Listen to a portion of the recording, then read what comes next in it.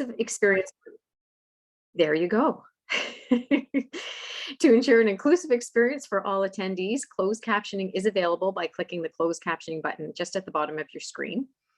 And while we just wait for a few others to join, I just wanted to share a couple of things about IABC Toronto. We are the largest chapter of the International Association of Business Communicators worldwide, and we support the community of business communication professionals with innovative thinking, shared best practices, in-depth learning like this one today, and career guidance. And even more exciting, we're hosting our holiday networking event at Three Brewers in Toronto at Yonge Dundas area. And that is planned for December 8th. It's going to be our first in-person event since this pandemic hit way back when in March 2020. We will be asking for proof of vaccination. And if you are interested in attending and networking with others and toasting to the season, please be sure to join us and let us know you're coming by November 30th. We are asking people to register by then just so we can confirm numbers. All right. So we're in for a great session this afternoon in which we'll hear from three very distinguished Toronto communication professionals who have been past award recipients and or judges of the Toronto OVATION Awards. So we have Maliha Akil, Natalie Noel, and Michael Blackburn. We're running today's session in an interactive manner, so please feel free to ask questions in the chat or raise your hand and we will make sure to get to you. You can also unmute your mic if you'd like, and we'll do our best to address the questions throughout the session. So just so you know, this year, the OVATION Awards is aligned with IABC Gold Quill Awards and IABC Canada's Silverleaf Awards, making it easier for you to scale up and submit the same entry across all IABC award programs to gain more national and international recognition. So Michael will go through this as well, but we actually have renamed a division. So what's new in 2022, we've renamed our original diversity and inclusion division to IDEA, which is inclusion, diversity, equity, and accessibility, which aligns to our IABC Toronto committee as well. Excuse me. And we have a new award category in the IDEA division, which is reconciliation. So we will go into more details as we go through the slides, but I would like to now introduce our fabulous speakers. So Maliha Akil, PMP, SCMP, MC, is Canada's 61st Master Communicator. Congratulations, Maliha. We are very proud of you. She is the Director of Global Communications and Digital Channels at Fix Network World, where she leads multi-channel integrated communication programs. Previously, she was Assistant Director, Brand Marketing and Communications at EY before heading communications for the Institute of Corporate Directors. She currently serves on IABC's International Board of Directors and is a past IABC Toronto president. She has won several IABC Gold Quill Awards for brand development, content marketing, publications, and internal communications, including 2 IABC Gold Quill Best of the Best Awards for employee engagement and COVID-19 response management and communications. Natalie Noel has worked in communications and marketing for over 20 years. She is the Law Foundation of Ontario's communications specialist, and she does freelance consulting in the areas of brand development and communication strategy. Natalie approaches her work from a strategic and holistic branding perspective and has applied this to brand development, internal and external communications, marketing, PR, employee training, and volunteer development. Natalie is a longtime IABC member and OVATION Award winner and judge of IABC London and IABC Toronto's awards program. Welcome, Natalie. And Michael Blackburn is a passionate IABC Gold Quill, Silverleaf, Silver Quill, and IABC Toronto OVATION Award-winning communication professional and LGBTQ2+ advocate. He is the recipient of IABC's International 2021 Rising Leader of the Year Award for his outstanding contributions to the profession. Congratulations again, Michael. Michael serves as IABC Toronto's Executive Vice President and on IABC's World Conference Program Advisory Committee for the 2022 World Conference Plan for New York City. He is a manager, election communications and community engagement for the city of Markham. So congratulations to all three of you, and thank you so much for joining us. Welcome to the panel session today, and I will hand things over to you, Michael, to kick things off. Thank you, Mandy, for that very kind introduction. Great. let's get maybe the next slide up, please. So my name is Michael Blackburn, and I identify with pronouns he and him. So as mentioned earlier, we do have we have one renamed category, which is the inclusion, diversity, equity, and accessibility category, which was previously diversity and inclusion. As well, we have added a new subcategory to this as well, which is reconciliation. So with the strategic recommendations from IABC Toronto's IDEA committee, we look to further inclusion, diversity, equity, and accessibility within the communications profession in the GTA. Back by, I wouldn't say popular demand, but back because of the pandemic, we also have our COVID-19 communications category as well. Next slide, please.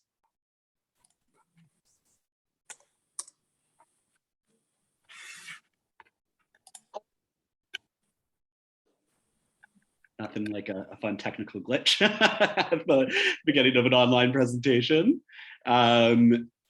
If we can go to the next slide. Yeah, I know. Working on my portfolio this week. All right, so you're considering entering to the OVATION Awards. Personally, this was a very exciting, oh, sorry, if we can get everybody to just mute themselves. Thank you. So this is great news that you're considering entering an award. I remember writing my first award submission years ago, and the professional growth that it awarded me and the feedback that I received to strengthen my work and become more strategic. So for more than 36 years, IABC Toronto, which is the largest chapter worldwide, has celebrated everybody from students to polished professionals for their talent and creative brilliance through the prestigious OVATION Awards program.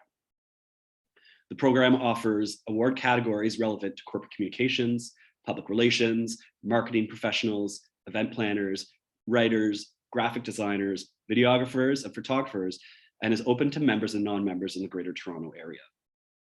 You can choose from 4 divisions and more than 25 categories for your projects. Whether you've managed a full strategy, conducted formative research, performed communications training, or produced an outstanding tactic, there's a category for you. Each submission must have been planned, produced, and completed within a 3-year period prior to submission. You can enter as many submissions as you'd like, but make sure that each entry meets the requirements of your selected category. Submitting your project to the 2022 IABC Toronto OVATION Awards is a unique opportunity to gain industry recognition while having your work evaluated against the global standard of the communications profession. The judging criteria aligns with IABC International's Gold Quill Awards program and IABC Canada's Silver Leaf Awards program, as Mandy mentioned, which makes it easier for you to scale up and submit the same entry across national and international programs. So using IABC's 7-point scale, global 7-point scale of excellence, which will be explained a little later, entries do not compete with one another, but rather entries are scored vis-a-vis the rubrics and evaluated against the global standard of the profession. So why submit? Winning an IABC Toronto award gives you formal recognition for your communication excellence, gives you measured success according to the global standard of the profession set by the International Association of Business Communicators, valuable feedback from senior communications professionals, providing insight into the work you produce that will help you become a stronger and more strategic communications professional, provides you with an enriched profile and reputation to your clients and leadership, and demonstrates the value of strategic communication in business. It gives you immense pride in your accomplishments and builds a stronger resume, and opens doors to new opportunities with a stronger portfolio.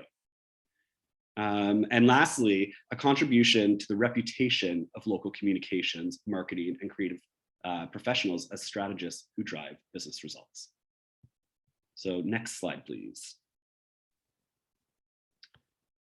So as we said before, and one of the most important, just last year, IBC Toronto did realign the Ovation Awards programs to save you time and make it easier to have your best work recognized at the national and international levels.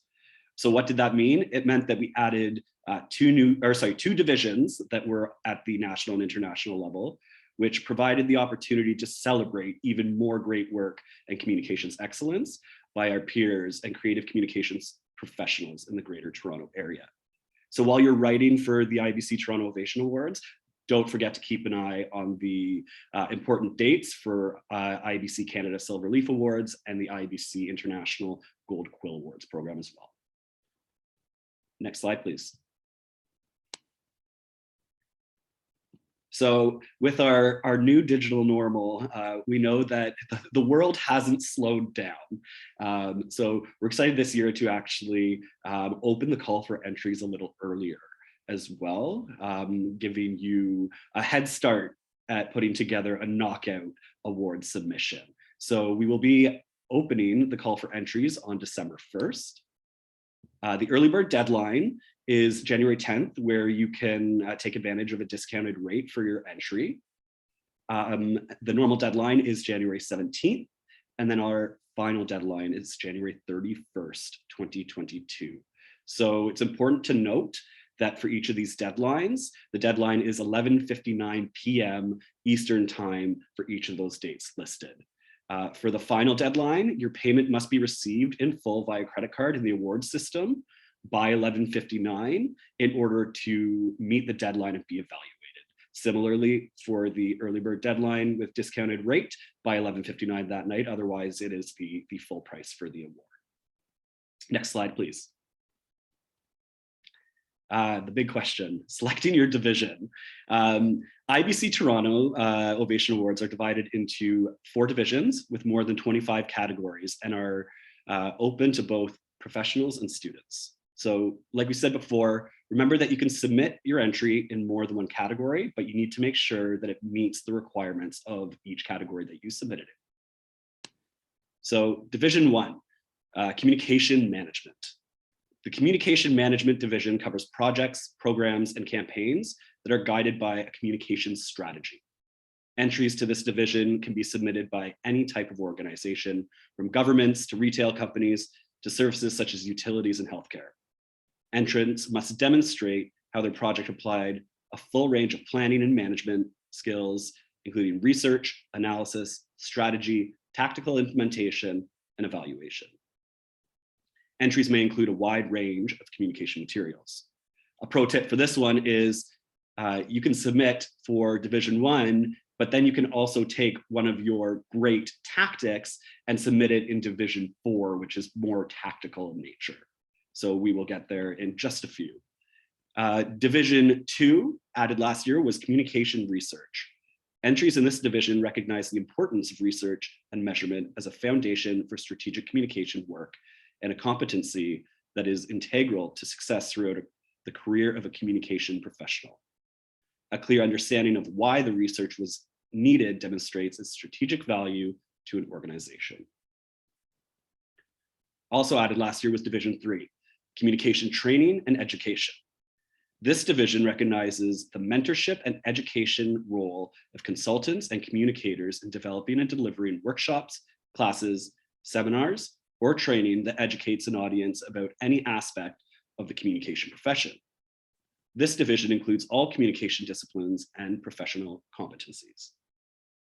Entries in this division must demonstrate alignment of learning outcomes to goals and objectives, alignment of assessments to specific learning outcomes, theories and practices of educational excellence, and impact outside of the classroom. And finally, Division 4, Communication Skills. The Communication Skills division includes marketing and communication elements that showcase technical skills such as editing, writing, design, and multimedia production. Entrants must demonstrate strategic alignment, the creative process, and measurable results tied to objectives. All right. And next slide, please. Okay, so in 2021, several new categories were added to the IABC Toronto Ovation Awards program to reflect the changing world around us. As things continue to evolve and the communications landscape continues to develop, so does IABC Toronto's Ovation Awards program. So for the 2022 awards program, the diversity and inclusion category has been renamed to the Inclusion, Diversity, Equity, and Accessibility, or IDEA for short, category. This category is for campaigns or programs aimed at building a culture of inclusion. Entries must focus on the communication elements of IDEA programs, which could include specific topic-based initiatives, special events, or wider range strategies to advance inclusion, diversity, equity, and accessibility. So within this renamed category, we do have 4 subcategories, which include anti-racism, LGBTQ2, accessibility, and new for this year, reconciliation. With strategic recommendations from the IABC Toronto's IDEA Committee, we look to further inclusion, diversity, equity, and accessibility within the communications profession in the GTA. And now I'd like to pass it over to Malia. Great, thank you so much, Michael. If I could get the next slide up, please.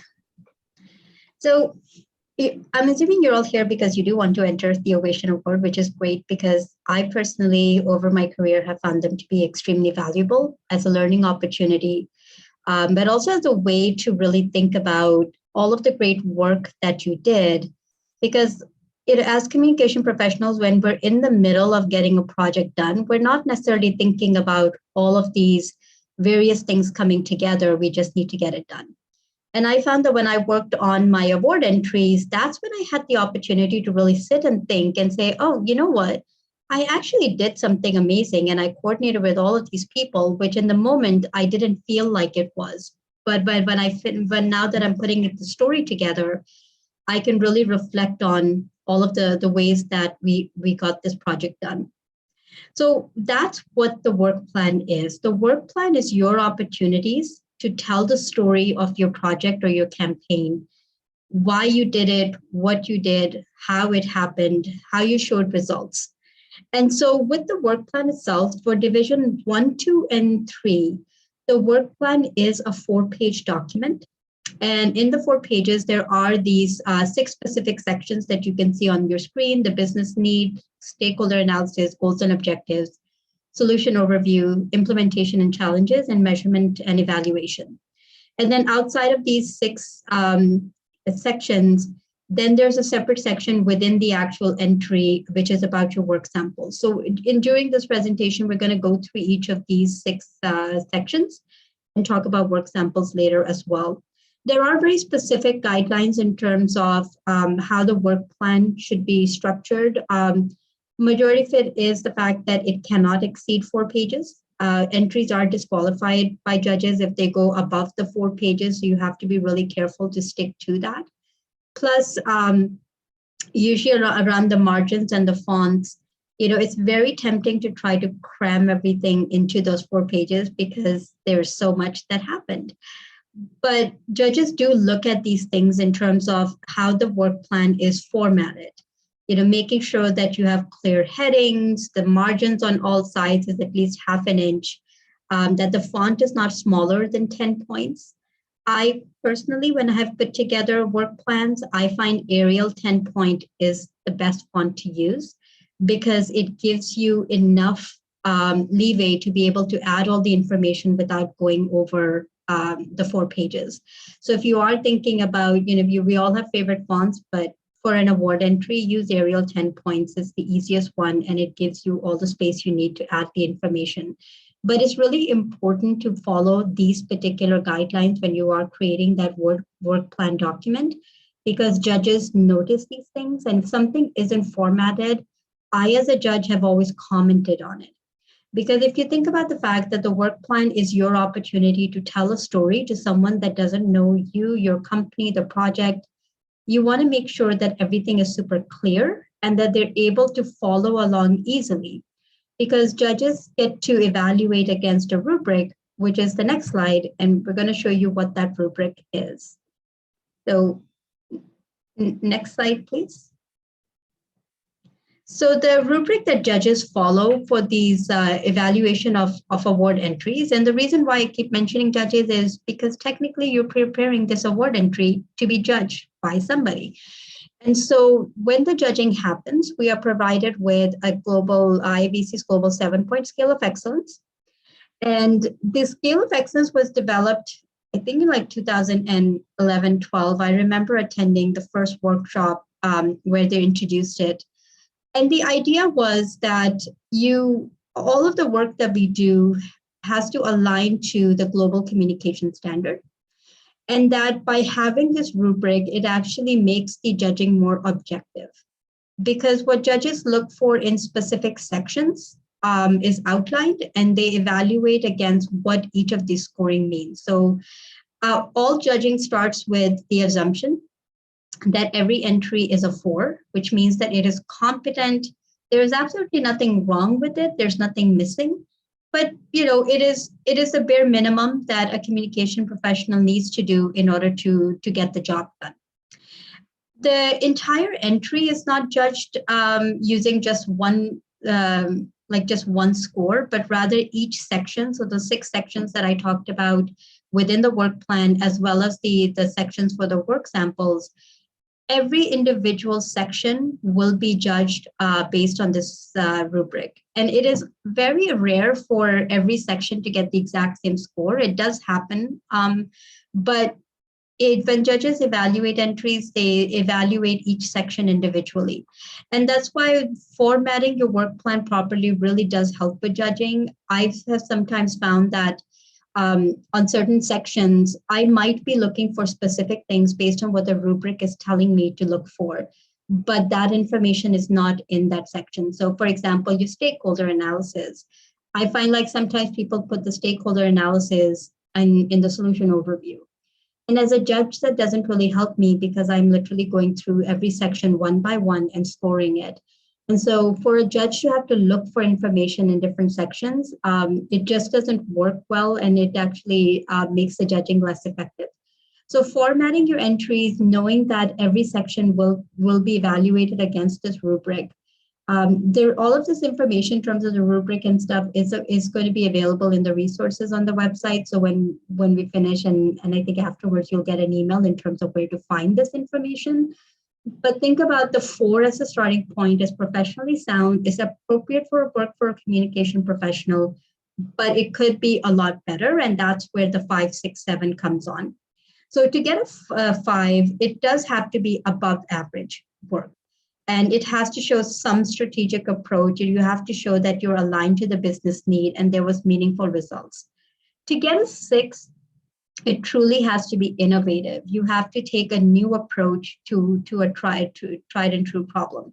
You have to show that there was significant impact to the business itself, not just communication results, but truly business results. And a 7 is extraordinary. I can tell you in all my years of judging, I've never given a 7.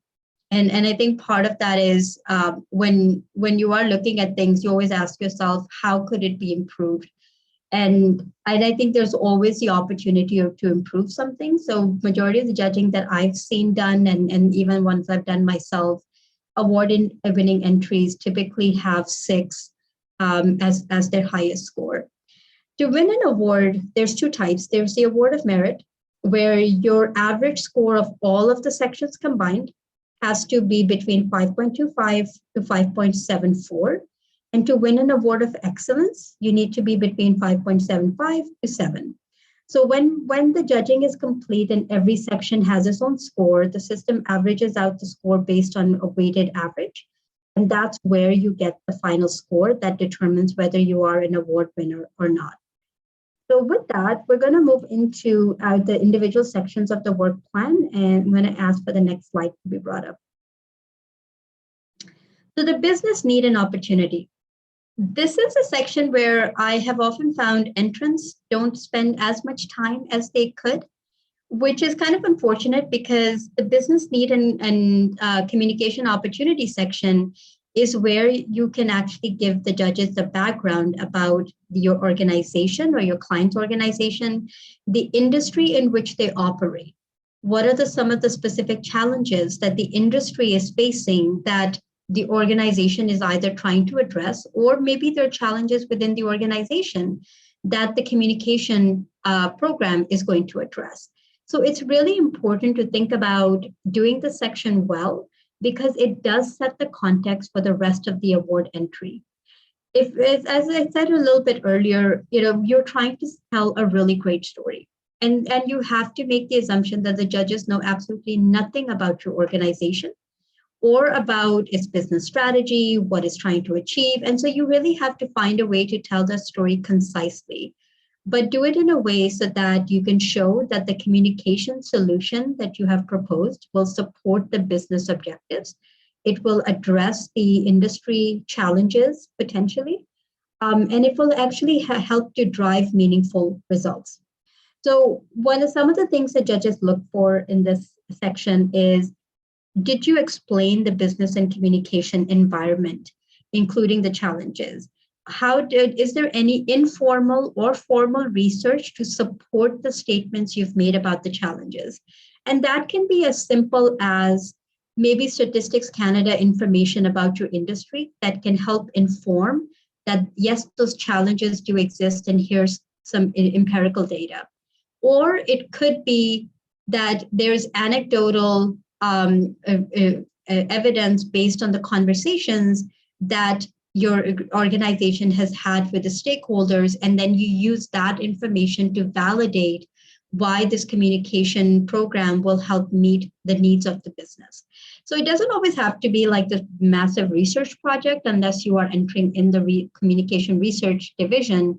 But for majority of the management programs and the trainings as well, it is very much about formal or informal research that can help inform the direction of the communication program.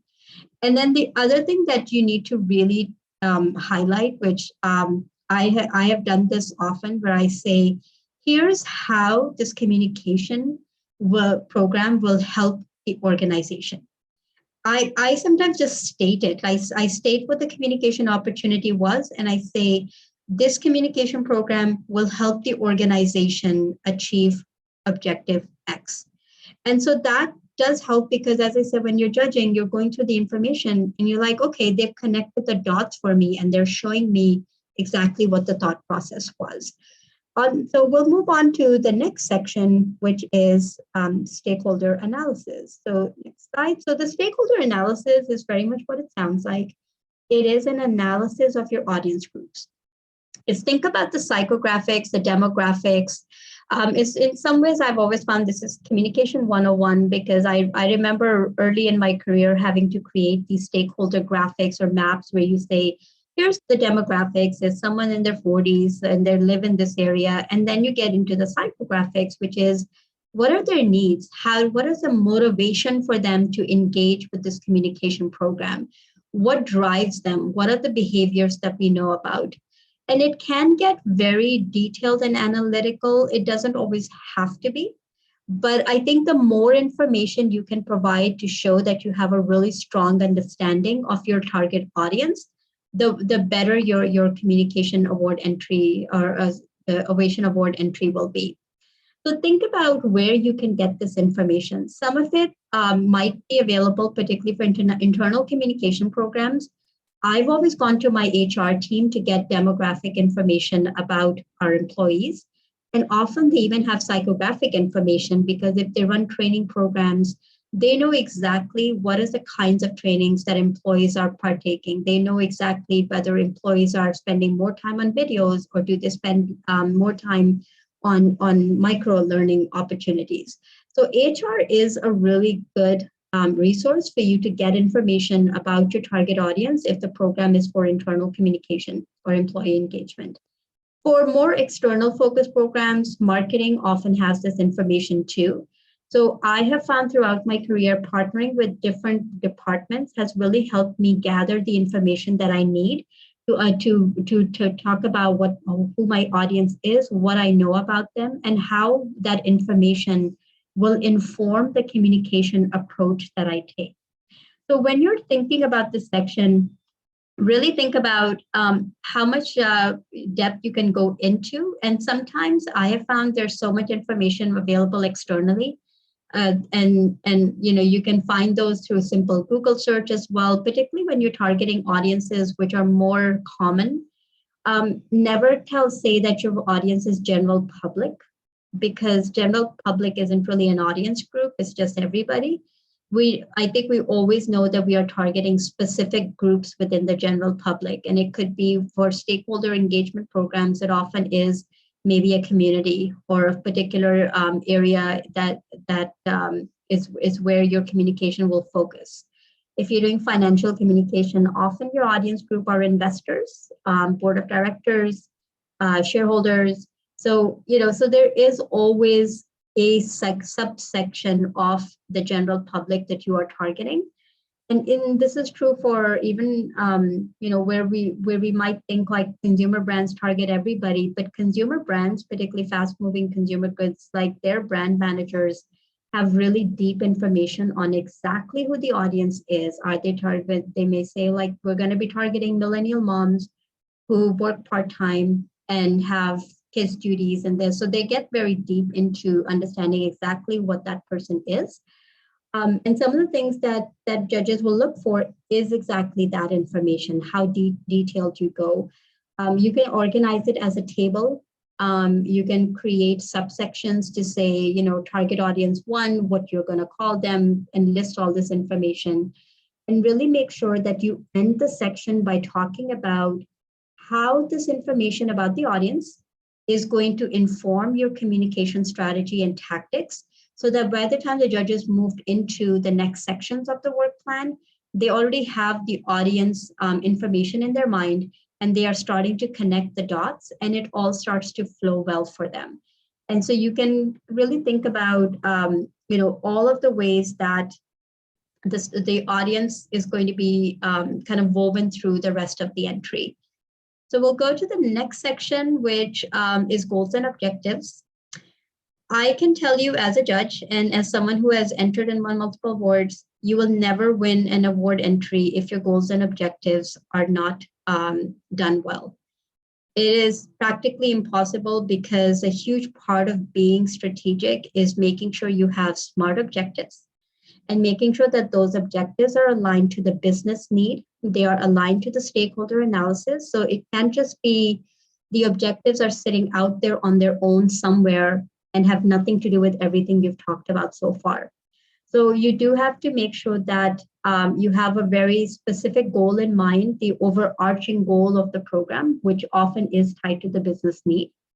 You need to think about, for example, one of the entries that I entered, our overarching goal was to make sure that the employees of our specific division felt proud to work there. And that way it was a way for us to attract new talent.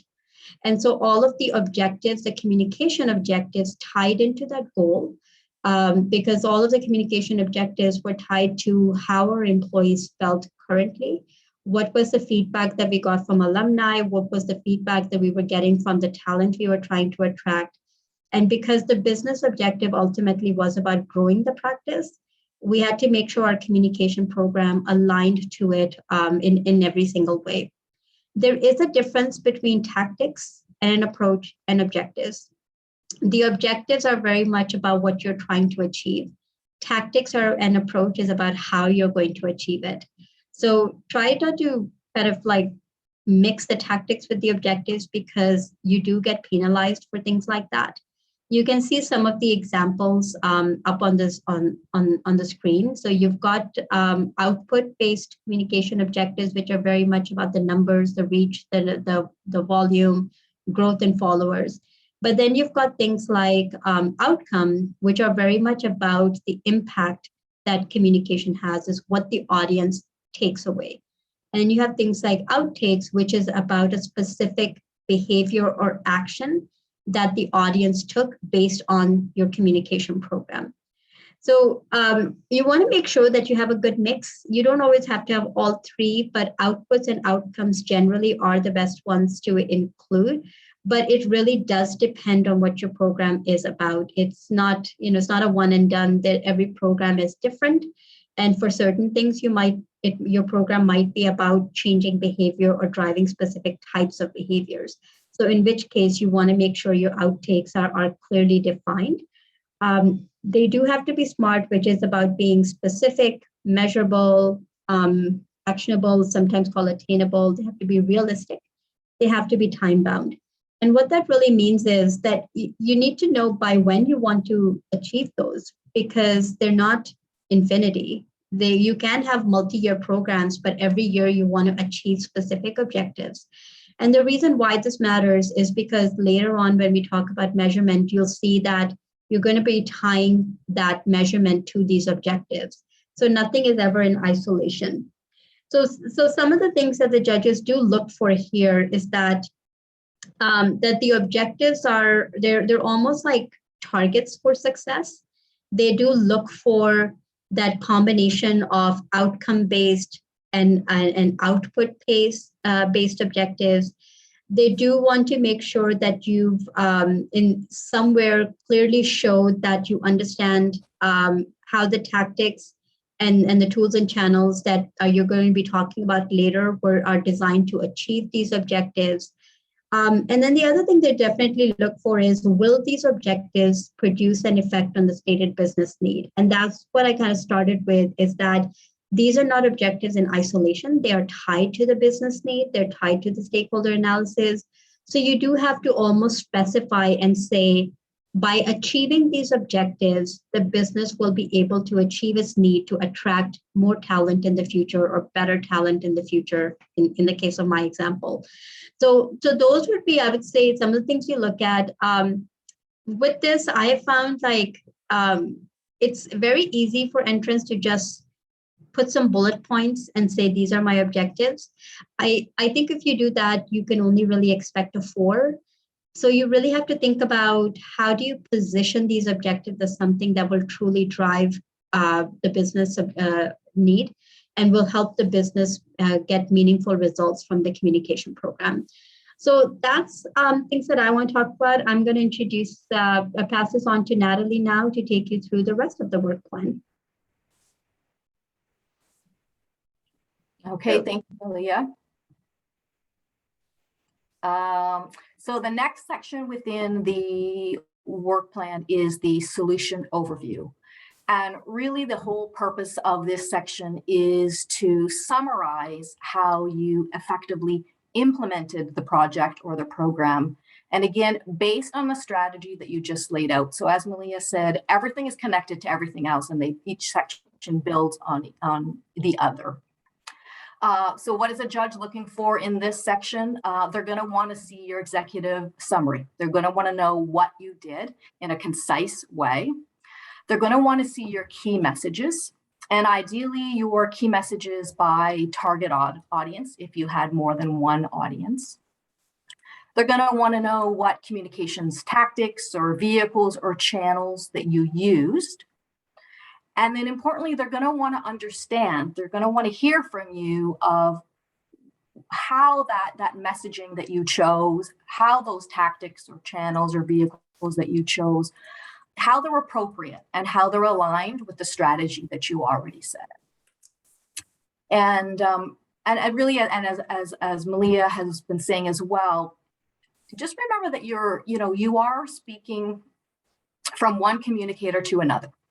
So just think about that as being your audience. It is another communicator as a judge who is your audience. So of course, that doesn't mean that you can assume that they know everything about your sector or your company. Of course not. Don't do that. But also don't marketing speak them either. Really write as though you're talking to a peer, and that you're presenting to them, you're demonstrating to them the SMART communications strategy and choices that you made in this program. And even though certainly the solution overview section is the kind of, describe your tactics section, as I said, it's also the why you chose those tactics section. So again, don't assume that the judge will understand the reason you made the choices that you did.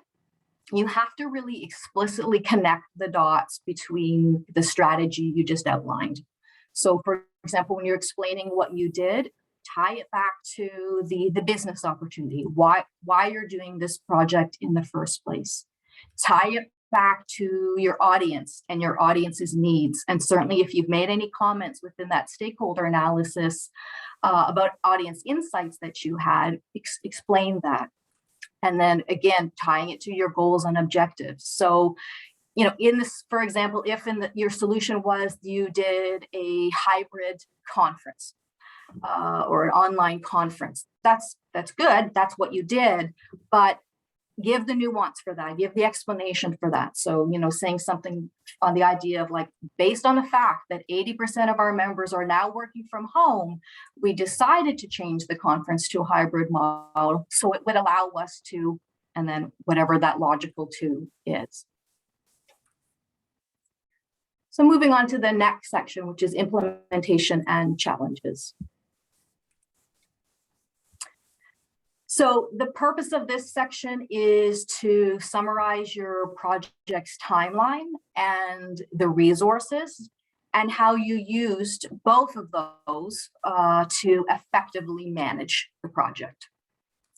So when a judge is looking at this section, they're looking to see the time frame of your project. They want to see your budget. They want to see what staff or other vendors were involved in the project and what their roles were. If you had any sort of other stakeholders or subject matter experts that you consulted with or got help from for the project, they're going to want to know that too. And any sort of other resources that were critical, that were important to this project. So, you know, as an example, if you needed or you used in-kind donations, they're going to want to know that. And then lastly, a judge is looking for what challenge or challenges you may have faced in the implementation of the project.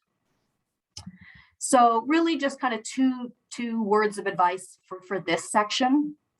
One, probably no one hates math more than me, but when I say that they're looking for a budget, they are. You will lose points if you don't include a budget, so don't leave that out. And then just the other point here is, you know, judges, just like everybody else, kind of love an underdog. So if you've been able to respond to a challenge in a smart and a creative way while you were carrying out your project, that's a positive and it will be judged as such. So you definitely want to include that. And if you honestly didn't face any challenges in your project, which first off, good for you. But if you really didn't, then just make sure to say that within this section. Again, because if you don't put something about reference challenges at all, the judge might assume that you haven't actually answered the question fully.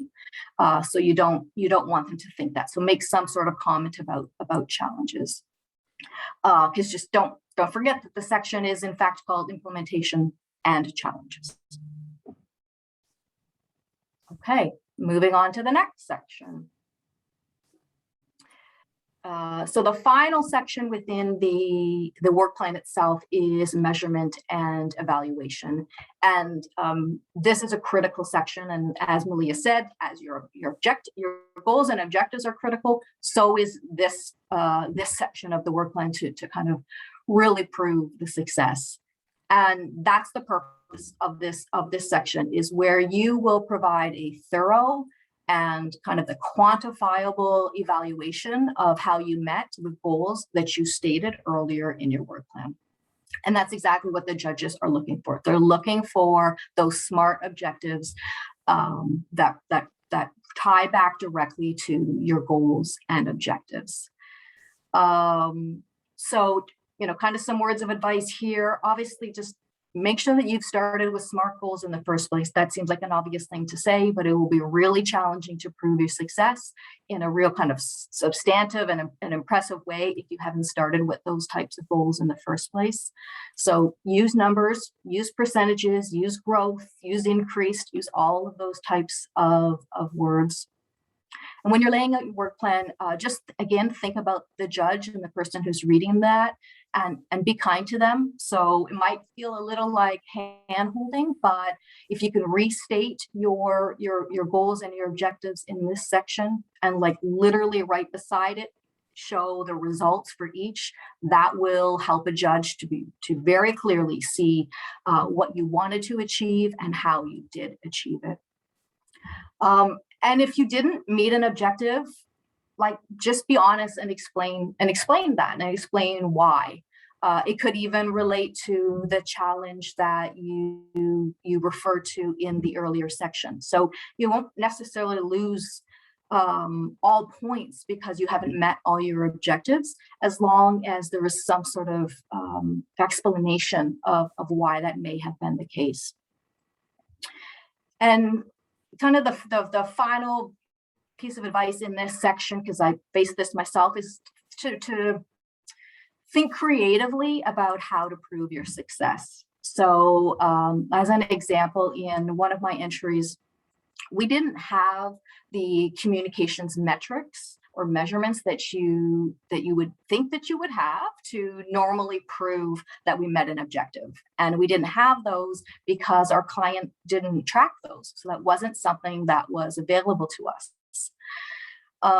So we were kind of pulling our hair out and trying to figure out how we were going to prove that the project was successful. And we had some very helpful conversations with the client, and they were able to share with us that, we kind of thought of a different way to prove success. So our client didn't track the numbers of sales inquiries that were coming in, but they did tell us that they had to hire an additional staff person to manage the influx of phone calls and web forms that were coming in for sales inquiries.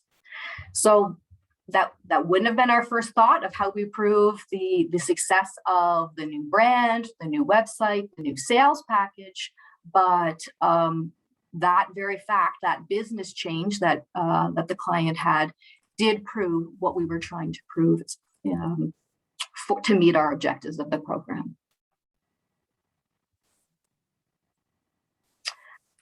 Okay, so that is the work sample component, and then I'm just going to move on to the work sample part.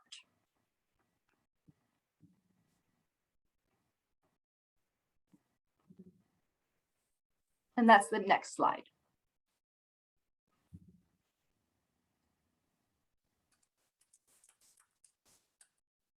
Okay, so the second part of any entry is the work sample. And this seems very obvious. This is where you show the work that you produced, but also show how it's based, again, kind of this is repetitive, but that it's based on the strategy that you set out. So as a judge, when they're looking at a work sample, they're looking to see that it aligns with the strategy that you set out. So meaning that it aligns with the business need you already articulated, it aligns with the audience and the audience insights that you've stated, the goals and objectives of your work plan. They obviously want to see that whatever the work sample is, so whatever the tactic or vehicle or channel or product that you developed, that it makes sense based on the audience information you've already provided. They're going to want to see that the key messages are integrated. And of course, with the work sample, a judge is going to be looking at how professional it looks and sounds. And so that could be the words or the visuals or both, or whatever the product is, depending on the category that you submitted for. And so guess what I'd say with the work sample is, well, first off, sometimes within the entry, it's singular, as if it's work sample. It isn't. So this doesn't mean that you only include one thing. I believe that you can include up to 10 attachments. Don't quote me on that. Please read the information package very, very carefully, and don't quote me on that. But this is really your one shot to do the show and the tell of the work that you produced. And I can say as a judge, one of the most heartbreaking things is to see, and this has happened several times, that you read through a work plan and it's fantastic. And then the work sample doesn't live up to that. So what I would say is give as much thought to your work sample as you have to your work plan. Just remember that it's a continuation of the story that you're already telling the judge. So this is your proof that you implemented what you said you were going to do. Now, as I said, it's not just one thing with the work sample. So you can include several attachments. And then I would just say, but there's a balance, right? So you don't want to overwhelm the judge with 10, 50-page PDFs because yours is not the only entry they're judging. But you also definitely don't want to underwhelm the judge either. So don't lose the opportunity. Don't cost yourself an award-winning entry by not taking enough time with the sample. And so I'm just going to end with this slide, which is an example. So I was judging an entry, and it was for a special event. And like I said, it sounded amazing. The work plan was excellent. And the work sample, although pretty, was one PDF. It repeated the evaluation information from the work plan. And then it had a few small visuals, some screen captures of media coverage that was earned, which is good, some screen captures of photos from the event. But that was it. And this was a special event category. And so that's not enough as a judge for me to understand what the event was like, or especially what the work was produced to make it happen. So, the questions that it left with me and affected the affected the entry is, I didn't know what happened at the event. Who spoke? Was there an agenda? How did media know about the event? Did you have a media release, right? How were people invited to the event? Did you have an invitation? So none of those were included in the work sample. So, the work sample talked about that they leveraged influencers, social media influencers. And they did in fact include some images of the posts from those influencers, which is good, but also showing the document that you gave those influencers to guide them and guide those posts would have been better as a judge. So bottom line, just spend as much time with your work sample as you do with your work plan, and don't make it be a missed opportunity. Okay, and then I think the final slide, moving to the next, is just talking about one of the kind of logistical things that you'll have to also do as part of your entry is here we have the justification letter. So if you're putting in an entry based on from your employer, this is something that you'll want to do. You'll want to do very, very early. So where you spend hours and hours writing your work plan and pulling together your work samples, make sure that your employer is comfortable with you entering it into the awards program, and ideally that they'll pay for it. And then the sister to this is if you're doing an entry based or on behalf of a client or another third party, there also is a letter that you'll need to have signed by that client that gives permission for you to enter. So you'll want to definitely make sure that those are one of the first things that you do as part of this process to make sure that you have the go ahead to do so. And then I think back over to Michael. Yeah, you got it. So this justification letter and the letter of consent are both found on the website with several other resources. So if we can go to the next slide, please. Okay, so we're going to load them all up. There we go. Go back. Awesome. So I know that you have been bombarded with a lot of information today. So first things first, this recording will be available and is definitely something that I would suggest replaying if there are certain sections that you feel that you need to focus on. hone in on those sections and listen to some of the tips that Malia and Natalie have provided you to put together a knockout submission. So from our top tips, you want to make sure that you are carefully choosing the right project that you think is worthy of an award. Number two, you want to choose your category carefully. So like I said at the beginning, we have categories for special events, communications, marketing, photography, and everything in between. So give a review to the list and make sure that you're choosing the right one. Remember that you can submit a project for multiple categories, but you will want to make sure that it meets each category's requirements. So will likely require some rejigging of certain components in order to meet the requirements of the different categories. Don't underestimate the time it takes to complete your entry. It's not meant to be easy. It's meant to be a professional development experience as well. And writing an award entry does take time, takes careful, concise articulation. Like Natalie talked about, picking your work samples are just as important as the work plan to help show your judges how successful and how amazing this project or initiative was. And really, and honestly, it is an exercise in copy editing, because you have a certain font, certain margins, certain pages. And I find when I write mine, I try to get everything on paper, and then I just start cutting and cutting and cutting to make sure it's concise and making sure that I'm checking all the boxes that our two esteemed judges with us today have been talking about. One thing that I always make sure I do is to get a proofreader. Somebody, if somebody outside your team, somebody who doesn't know the project, they can identify any gaps, any assumptions you might have made, or areas where they have more questions. So it's really great to have that fresh set of eyes. And the award entry is a reflection of our industry's best work. So like I said, don't forget to include work samples that bring your best work to life.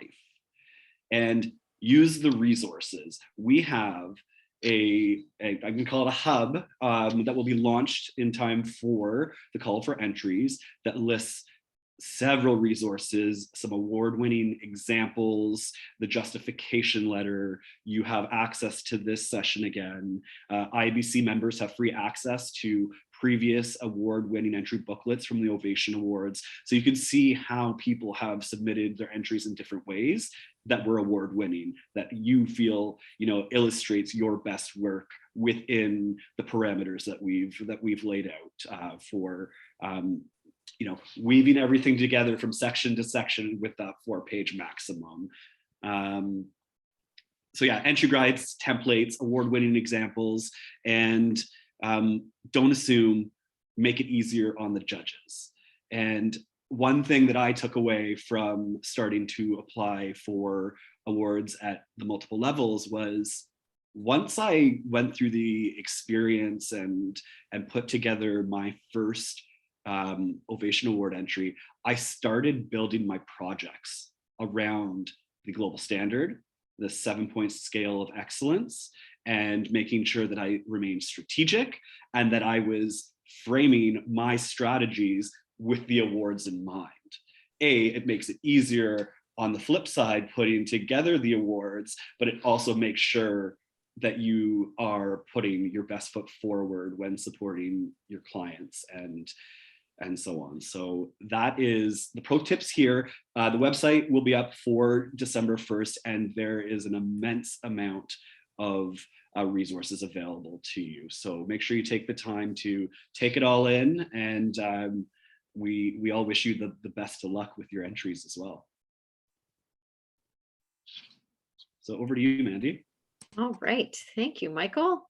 All right, I'm going to bring it home for everybody. And I see the questions are starting to come up in the chat, and we will get to those. I have the pleasure and honor of talking about the judging, which is actually very near and dear to my heart, because I have had the privilege of being a judge for Ovation and Gold Quill. And I can tell you it is an incredible learning experience. And I would say if anybody hasn't ever written or submitted an award and you want to judge, absolutely. It is an incredible learning opportunity because it really made me approach the way I actually do my day-to-day job very differently from when I judged. So we're going to be opening the application for judges very soon. You'll be hearing that in the next couple of weeks. So we do target senior communication professionals, and we do try to get for Ovation, just as Natalie and Maliha had mentioned, there are several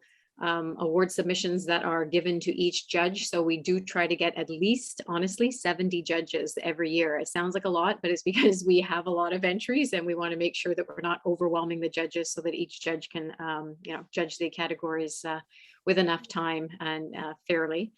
And I honestly tell people that this is kind of like a sneak peek behind the curtains. It's like you're literally getting a view into the, blue chip, top tier clients in the GTA area. So it's like your front row seat to peek behind the curtains to our top talent in Toronto. And on top of that, you get to network with other judges because we do actually pair you up to score these so that we're making sure that we are getting consistent evaluations and reviews. So to be a judge, you do have to be an IABC Toronto member. And why wouldn't you be by now anyway? 10 more years experience in the industry is what we're looking at and for. And basically a passion for contributing to develop yourself and others personally and professionally. So if you are interested, the announcement will come out very soon, but also take a look at the IABC Toronto website. So I think we're going to wrap things up by just reiterating the dates on the next slide. So drum roll, even though the cat is out of the bag by now, December 1st, call for entries. Early bird is, so while you're, sitting home over the holidays, why wouldn't you put your Ovation nomination together? So January 10th, early bird, so that you do get a discount by then. Deadline for entries is January 17th, and then the late deadline, as per the earlier date slide, is a week after the gold quill. So it's like we said right at the very beginning, if you're going to write these and submit them, you have your Canadian focus, local Toronto focus, Canadian with a silver leaf, and you can write these and submit them for international. And they're all around the same timeline. Well, I think the Canadian silver leaf is a bit later, but once you've written them, then you can still submit them for that. So I would strongly encourage you to get started. I know it is overwhelming, and we can probably, we will ask the judges and Michael how long, I can guarantee everybody tends to be a procrastinator, but I would get started as soon as you can. All right, I think we'll hand things or we'll open the lines for questions. We do have one from Amy to start out, and I will read it. I work for a global organization and my target audiences are global. I am based here in the GTA. Is there any concern about me submitting for an Ovation Award if the project is global? So I will hand that one over to Maliha. As far as I know, there shouldn't be any reason why you couldn't. The COVID program that I submitted was global as well, although in my particular entry, I did focus on what we did in Canada.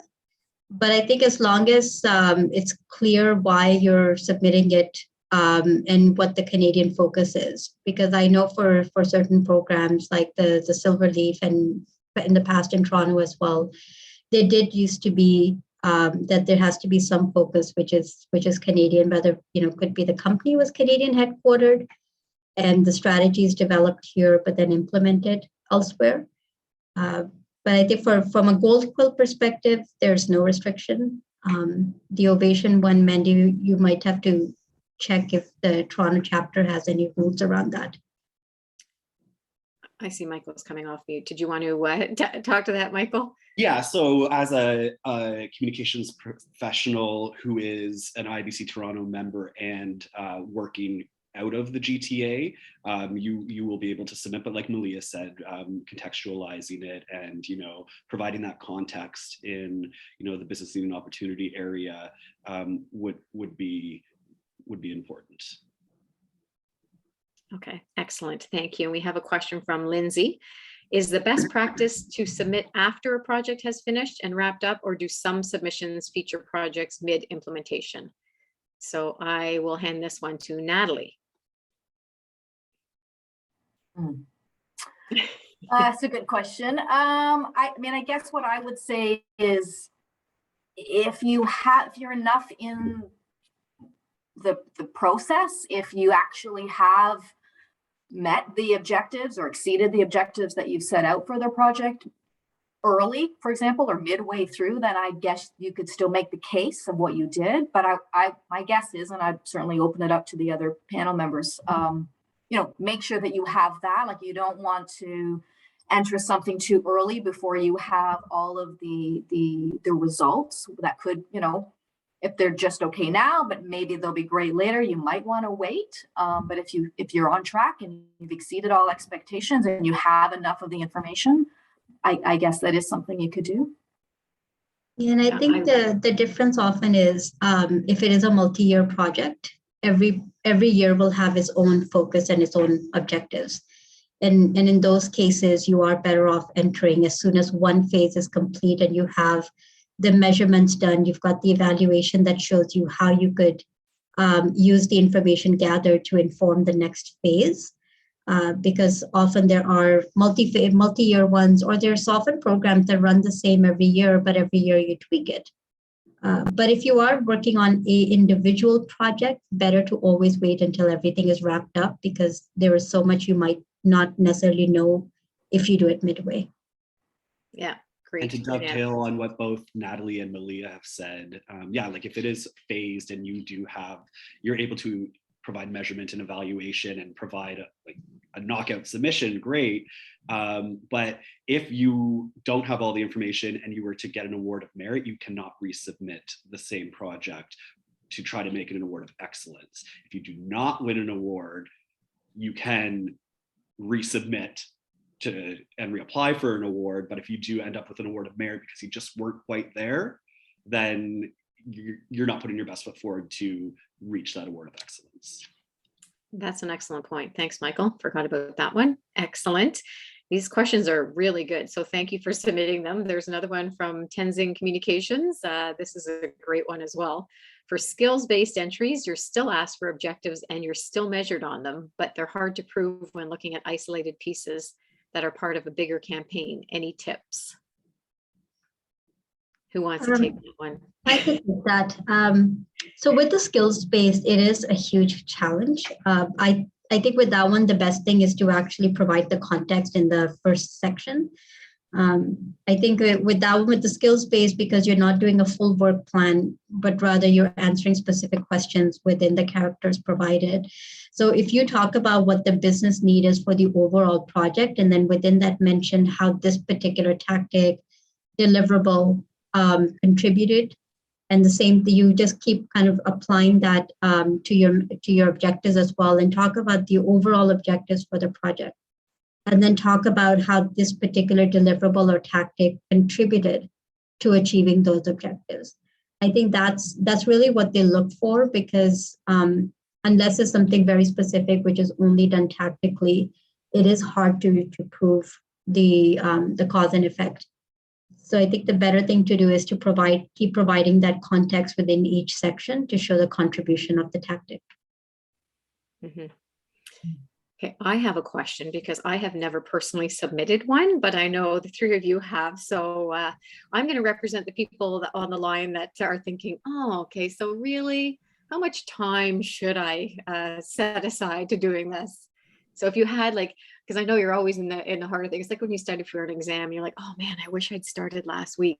So how much time, based on your experience, Michael, I'm going to throw this one to you first. Would you say that people really ideally should set aside to writing an award-winning submission? So having submitted, Division 1 and Division 4 before. I'm going to say Division 1.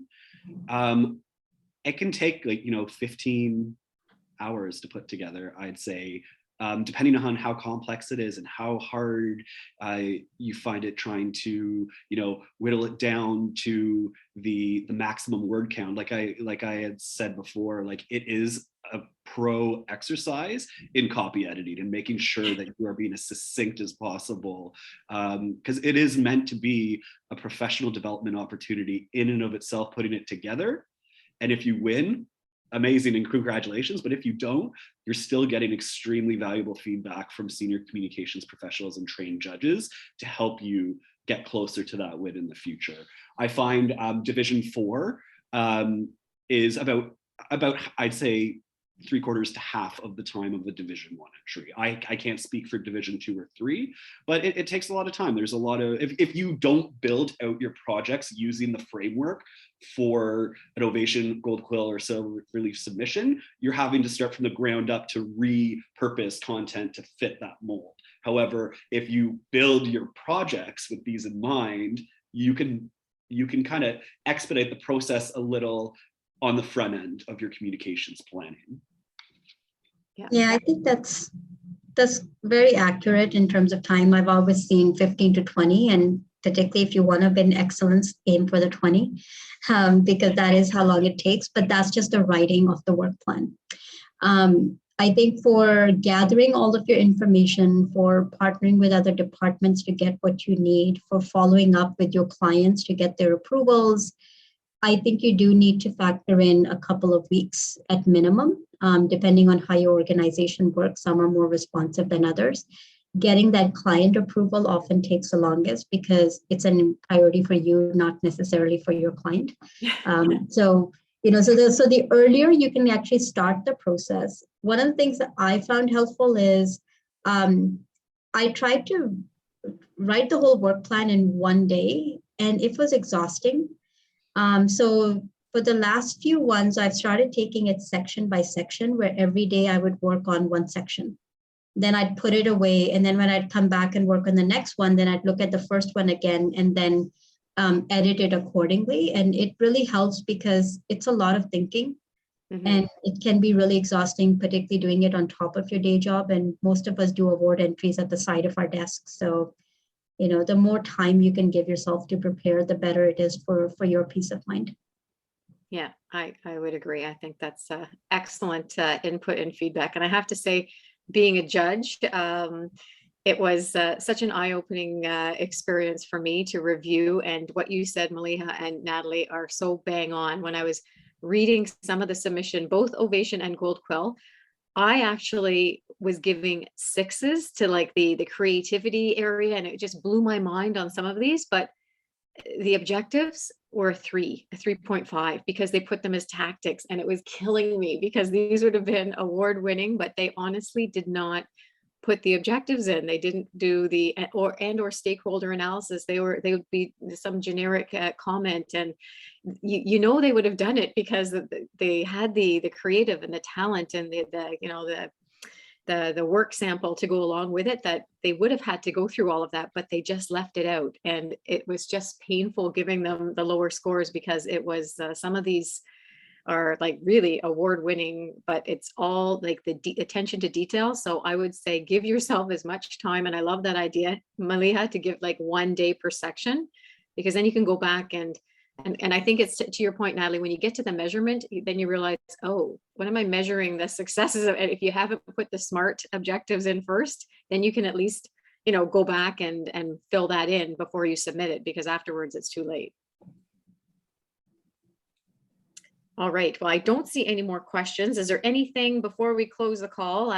We're getting down to the final hour. I just wanted to ask each of our esteemed panelists and judges today if they could give one more, sum it up in your one word of wisdom before people put their pen to paper or fingers to keyboards. So I'll start with you're on the very far side of my screen, Maliha. So I'll start with you. One word of wisdom. I think the one word I would say is find the strongest project to submit. Don't submit everything, because A, it costs money. And it's great if you can spend it, but I like to only submit things that I am almost 70% positive will win. Whether merit or excellence doesn't matter. If I'm positive, it can win because it's strategic, the work was sound, the execution is there, and the measurements there. If you're not confident about it, don't submit it. It is a waste of time, and it won't help you in the long run. Excellent. Thank you very much. Michael? Once you've chosen that knockout project that Malia has talked about, I'm going to say use the plethora of resources and examples that we have available to you, and take the time you need to do it, because the feedback you will get and the experience that will help you grow professionally will have impacts on the future of your career and make you a stronger communicator and raise your visibility with your clients, your organization, and your leadership. So you're investing in your future by taking the time to do this. Excellent. Thank you, Michael. And we'll wrap it up with Natalie. Okay. Well, I mean, I would echo what Michael and Malia have said. And I guess so my final thought is, if you haven't ever entered, if you haven't ever judged, do it. I mean, I could speak personally that it's been, so I've done both in 2 chapters of IABC, and it is probably one of the best professional development initiatives that I've done, both entering and judging. So do it, get involved. You will learn something, and you will take it to the next entry that you do, and you will also take it into your job. It'll seep in, and you'll be glad it did.